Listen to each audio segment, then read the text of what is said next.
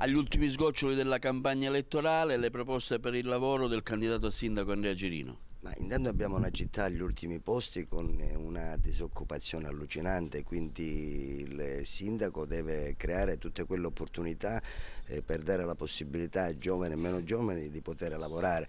Cosa bisogna fare? Intanto bisogna sburocratizzare l'amministrazione comunale. Chiunque vada a richiedere una concessione edilizia o un suolo pubblico o qualsiasi altra documentazione che serve per mettere in movimento l'economia agrigentina, in questo momento l'amministrazione fa impazzire i nostri concittadini, quindi noi dobbiamo far sì che l'amministrazione comunale acceleri e dia l'opportunità ai cittadini di avere queste concessioni in pochissimi giorni. Chi richiede una concessione di suolo pubblico oggi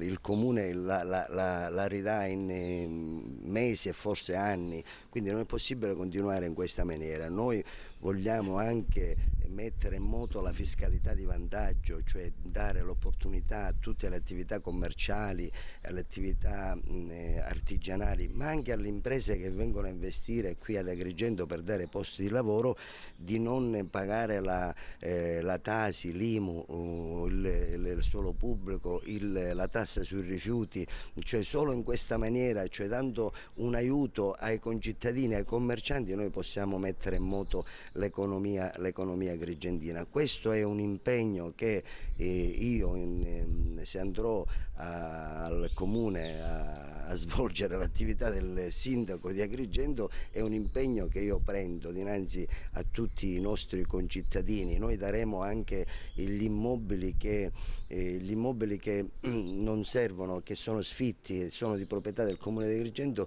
li daremo in comodato d'uso gratuito a tutti i giovani che vorranno aprire un'attività.